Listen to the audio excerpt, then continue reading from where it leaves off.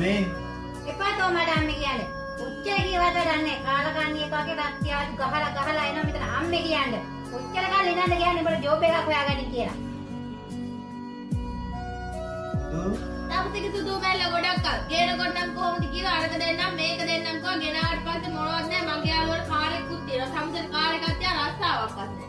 අනේ හා දෙන්නම ඕක නවත්ත ගන්නවද? පින් සිද්ධ වෙයි.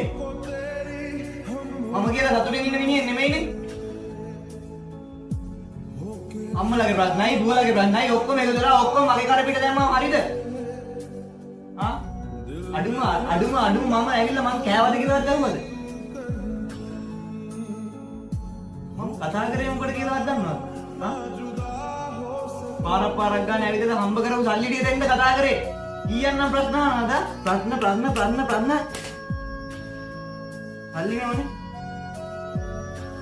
මේ සල්ලි වේ. ඔය කවුරුත් කියන තරම් අපිව තේරුම් ගන්න නැහැ බං. හරි. ඇත්තම කතාව කිව්වොත් කවුරුත් මචං අපි එක්ක නැහැ. මෙව්ව තියෙනවනම් සල්ලි තියෙනවනම් හැමදේම තියෙනවා.